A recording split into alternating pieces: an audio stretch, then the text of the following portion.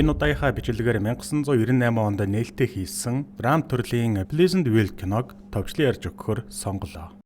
Илүү том, илүү амттай KFC дангар бүүргэр, амттай зингэр мах, cheddar бислэг, чихэрлэг халуунуугатай соусаар амталсан илүү том, илүү амттай дангар бүүргэр худалдаанд гарлаа. Дангар бүүргэрээ ердөө 12,900 төгрөгөөр KFC-гийн бүх салбараас болон KFC Mongolia.com-оор хүссэн газраа хөргүүлээд аваарай.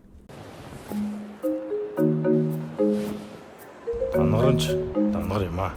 Аваргагч дангаралд авах юм байна даа. Амтд зингэр мах, cheddar бислэг, чихэрлэг халуунуугатай соусаар амталсан илүү том, илүү амттай дангар бүүргэр худалдаанд гарлаа. KFC. Зурагтаар Pleasantville нэртэй хуучны хар цагаан телевизийн цувралын сурталчилгаа гарч байгаагаар кино эхэлдэг. Зохион байгуулагчдын зүгээс $1000 шагналтай Pleasantville-ийн талаарх нарийн зүйлсийн тухай асуултад хариултын тэмцээн зарлана. Хаа нэгтээ Дэвид Женнифер нэртэй эхрүүд амьдардаг байлаа. Хэдий эхрүүд ч гэлээ тэд бие биенээсээ дэсөөр бөгөөд сонирхлын хувьд ч ялгаатай. Дэвид ном уншиж зурагт үзэх дуртай, цөөн хэдэн найзтай бол Женниферийн хувьд хичээл номонд сонирхолгүй, гадуур гарч өөрийнхөө гадаад дөрхөнд санаа зовход ихэнх цагаа зарцуулдаг нэгэн. Тэд нэг сургуульд явдагч нэгнтэйгээ тийм ч ойрхон байдаггүй. Мөн Дэвид Pleasantville телевизийн цовралд дуртай нэгэн. Pleasantville бол хар цагаанаар хийгдсэн 1950-ад оны үеийн Паркерийн гэр бүлийнхний тухай гардаг телевизийн ситком цоврал юм. Паркерийн гэр бүл аав Жорж, ээж Бетти болон түүний хоёр хүүхэд Бад болон Мэри Сью нараас бүрдэнэ. Дэвид оройн ихэнх цагийг тусас ситком цувралыг үзэж өнгөрүүлдэг ба тухайн цувралын харилцан ярианы мөр бүрийг нь цээжрээ мэддэг болжээ. Харамсалтай нь Паркерийн гэр бүлээс ялгаатай нь Дэвидийн гэр бүл төгс гэр бүл биш юм. Эцэг эх нь салсан, ихэртэйгээ барагал харилцдаггүй. Тиймээс Дэвид Pleasantville-ээс зохион байгуулж буй тэмцээнээс $1000 хожих магадлалтай тул тэмцээнд орох төлөвлөгөө гаргана. Гэтэл түүний зурагтаар тэмцээнд орох ёстой орой Женнифер өөрийнхөө харж явдаг сургуультай хамгийн нэр хүндтэй залууг гэртээ кино үзэж цагийг өнгөрүүлэхээр урьдчилдаг. Энэ орой ээж нь гэртээ байхгүй тул Женниферийн хувьд төгс боломж байлаа.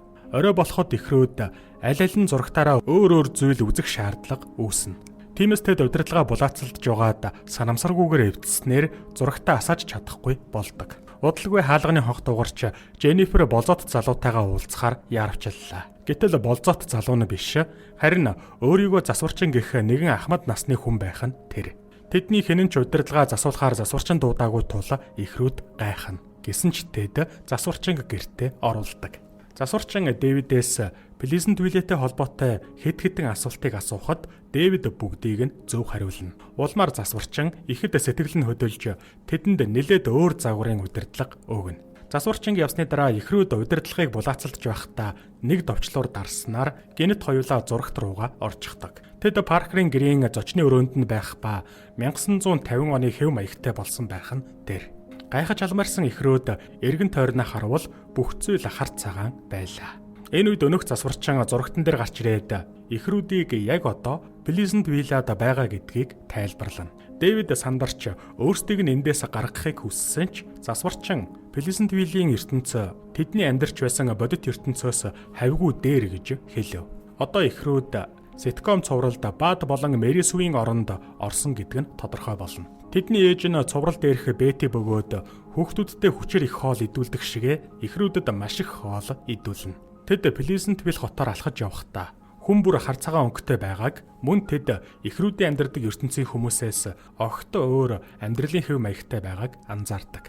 Дэвидийн хувьд тусаа цувралд гардаг хүмүүс ямар зан ааш харин шинтайг мөн ямар орчинд амьдардгийг мэддэг болохоор дасан зохицоход ямар ч асуудал байгаагүй бол Женниферийн хувьд яг юу болоод байгааг мэдсэнгүй. Дараа нь тэд гал сөнөгчд модон дээрх муурыг аварч байгааг хардаг. Эндээс тэд Pleasantville гал гэж байдаггүйг олж мэднэ. Тухайн цувралд галны талаар огтоо гардаггүй болохоор энтхийн хүмүүс гал байдгийг огт мэдэхгүй. Удалгүй цуврал дээр гардаг Мэри Сүүийн шохорхдаг скип тэдний хажуугаар өнгөрнө. Харин Женнифер царайлаг залууг хараад түүнд нэн даруй татагдсанаар ядчил энд хэсэг хугацааг өнгөрүүлж болох шалтгаантай боллоо. Ингээд Дэвид Женнифер хоёр хуучны хэв маягтай сургуультай Бад Мэри Сүүийн хоёрын хувьд явдаг. Дэвид бүх дөрүүдийг таньж тэднийг холоос харангаа Женниферт дөрүүдийг танилцуулна. Тэгээд Женниферийг цувралын үйл явдлын өрнөлийг нь дагаж цаашдын үйл явдлыг боснуулахгүй байхыг зөвлөлөө. Женнифер Мэригийн дүрээр хичээлдээ сууж энтхийн хүмүүс Pleasantville бол дэлхийн цорын ганц хот гэж боддгийг олж мэддэг. Хотоос гарах зам нь буцаагаад хот руу хүргэдэг тойрог замтай. Тиймээс ард иргэд нь гадаад ертөнцийг огт мэддэггүй. Энэ хооронд Дэвид сагсан бөмбөг шидэх бүртээ гол оруулах чадвартай гэдгийг ойлгоно. Гэтэл энэ цувралд багийнхан ч бас ялгаагүй тийм төгс чадвартай байдаг. Энэ үед Скип Дэвид дээр ирж Женнифертэй болцож болох эсхийг түүнээс асууна. Харин Дэвид түүнд тэрээр хараахан болцоход бэлэн биш байгаа гэж хэллээ. Гэсэн ч цувралын үйл явдал дээр Мэрисью Скиптэй болцож байгаагаар өрнөж байгаа болохоор Дэвид Женниферээс түүнийг Скиптэй ядаж нэг удаа гадуур гарахыг хүснэ.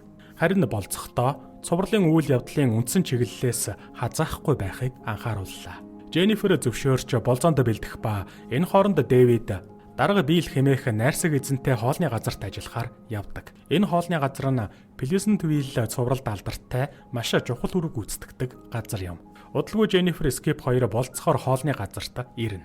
Скипийн хувьд Женниферийн бодож байснаас маш өөр залуу байв. Хоолны газарт байхаас уйдсан Женнифер Скипэд хотын алдартай газар болох хосуудын жим гэдэг газарт аваачихыг хүснэ. Тэднийг гарч явахыг Дэвид хараад ихэр нь яах гэж байгааг ойлгодог. Тиймээс тэрээр тэднийг зогсоохыг оролдсон ч бүтлгүйтнэ.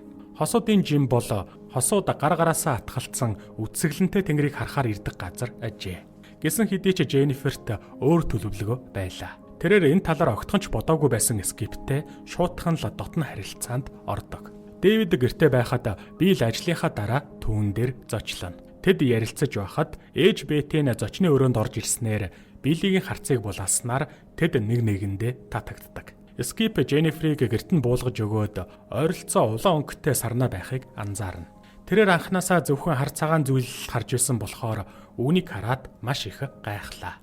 Маргааш өглөө сургууль дээр Дэвид Скипийг Женнифертэй хийсэн болзооныхоо тухай багийнхаа тамирчдад ярихыг сонсдог. Энэ бүхнийг сонсоод залуус бүгд гайхаж цочирдоно. Үүний үр дүнд тэдний баг төгс сагсны оноо авч чадсангүй. Женнифер дөрүүдийн мөн чанарыг нь өөрчилжээ. Улмар Дэвид түүнээс бүх зүйлийг хяналтандаа байлгахыг хүссэн ч Женнифер Pleasantville-ийн хүмүүст өөрчлөлт хэрэгтэй гэж хэлдэг. Ингээд Женниферийн нөлөөгөөр хотын хүмүүс өнгөтэй болж биел хоолны газрын ажилд анхаарал тавихаа болж илүү олон хүмүүс хосуудын жимд очин дотн харилцаанд ордог болцгоолоо.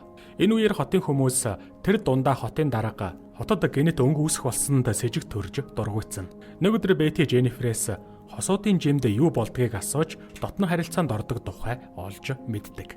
Шөнө нь Бети өөртөө таашаал өгснөөр эргэн тойронд нь өнгө үүсхийг харлаа. Энэ өөрчлөлтүүдээс болж Паркерийн гэрийн гадах мод нь галд автана. Гэтэл хүмүүс тэр дундаа гал сөнөөгчд галны талаар огтхон ч ойлголтгүй тул яахаа мэдэхгүй зогссоор. Энэ үед Дэвид гал сөнөөгчд галыг хэрхэн унтраахыг зааж өгснөөр нөхцөл байдал дортохоос өмнө галыг унтраадаг.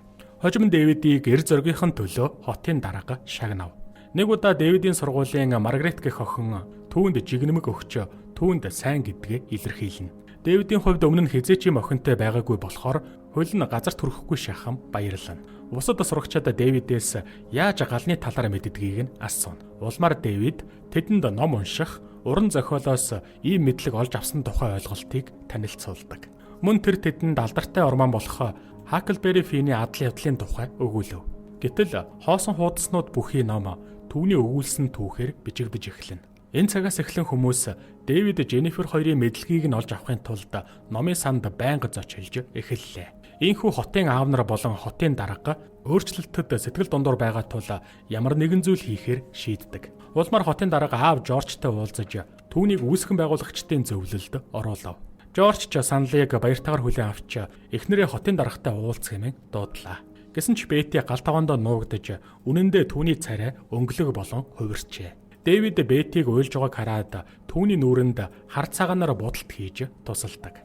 Нэг өдөр Дэвид хоолны газарт уран зургийн ном авчирч Бийлд харууллаа. Номыг хараад Бийл шохорхож өөрийгөө зураг зурах дуртай гэдгээ олж мэднэ. Мөн Дэвид Маргаретад гадуур гарах санал тавихад тэрээр дуртаяа зөвшөөрдөг. Энэ бол Дэвид Маргаретчийг дур булаам охинд анх удаа таалагдсан тохиолдол юм. Дэвид гэртээ ирээд зурагтан дээр нь тэднийг Pleasant Vale руу илгээсэн засварчин түүнтэй ярилцахыг хүсэж байгааг анзаарна. Засварчин эхрүүдийг цувралын гол санааг нь бүрэн өөрчилсөн гэдгийг хэллээ. Тиймээс тэднийг өөрсдийн ертөнц рүүгээ буцахыг хүсдэг. Гэсэн хэдий ч Дэвид эндэх амьдралдаа хэдийнэ дасжээ. Тэрээр анх удаага өөрийгөө хааны газар хамааралтай байгаагаар мэдэрсэн байна. Тиймээс тэрээр зурагтаа унтрааж өөрийн ертөнц рүүгээ буцахаас татгалздаг. Дараа нь тэрээр Маргаритыг машиндаа суулган хосуудын жимд аваачна. Учир нь маш олон хосууд энд ирсний ачаар энэ газар бараг л бүхэлдээ өнгөлөг болжээ.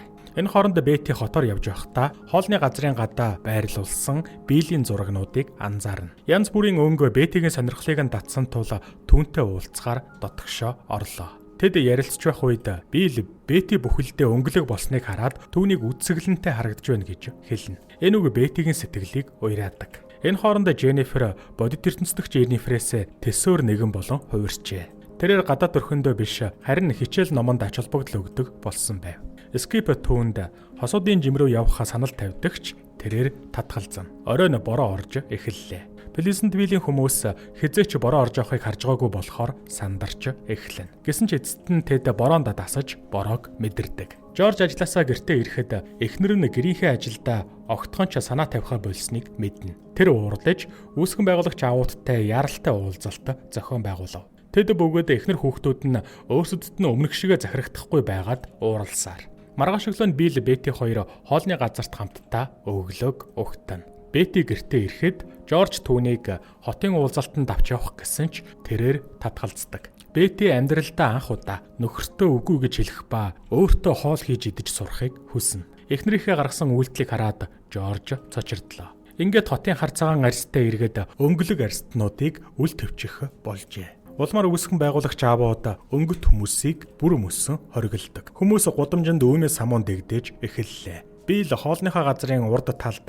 Беттигийн нүцгэн зургийг нь зуржээ. Улмаар үүмээс самуун дэгдээгчэд зураг болон хоолны газрыг нь сүйтгэн. Үүсгэн байгуулагч аавууд ном унших, чанга хөгжим сонсох, өнгөнгийн бодог хэрэглэхийг хоригддаг. Бетти, Дэвид, Jennifer болон бусад өнгөлөг хүмүүс Биллийн хоолны газрын үймээний улмаас үүссэн эмх замбраагүй байдлыг нь янзлахад туслана. Улмаар Дэвид өнгөлөг хүмүүсийн удирдагч нь болж тэдэнд тэгшэрхчлөө олгохоо амлалаа. Тиймээс Дэвид Биллтэй хамтран ханан дээр чимээгүй эсэргүүцлийг илэрхийлсэн уран зураг зурсан байлаа. Гэтэл тэднийг хийсэн үйлдэлийн төлөө баривчлана. Дараа нь шүүх хурлын үеэр Дэвид Билл нар хүн бүр эрхчлөө дэгш байдлыг хэрхэн хүртэх ёстой талаар хотын иргэдэд хэлв. Тэдний яриа хүн бүрийн зүрх сэтгэлд нь хүрч шүүх танхимд байгаа бүх хүмүүс гэнэт өнгөлөг болж эхэлдэг. Удалгүй Дэвид хотын даргын царайг толинд харуулснаар тэрч бас өнгөлөг болж хувирсан байв. Ийхүү Pleasant Vale хот бүхэлдээ өнгөлөг боллоо. Эцэст нь тэд нийтлэг итгэл үнэмшлээсээ салж амьдралын шинэ хэв маягийг харж эхлэв.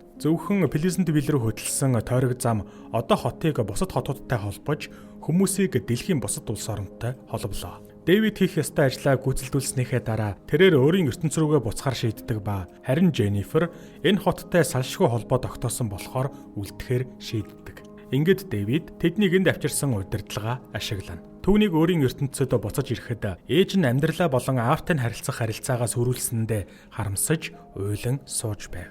Дэвид Pleasant Vale-д маш их зүйлийг туулсан тул амьдрал төгс биш гэдгийг ээждээ хэлнэ. Одоо Pleasant Vale-ийн хүмүүс хар цагаан өнгөтэй байснаас өнгөтөөрөө илүү аз жаргалтай байгааг харуулна. Жорж Бетти хоёр цэцэрлэгийн вандал сандал дээр суун ярилцсан. Жорж эхнэрээсээ цаашид юу болох вэ хэмээн асуухад Бетти мэдэхгүй гэж хариулдаг. Камера Жорж руу чиглэхэд түүний оронд Билл байгаагаар кино төгсдөг.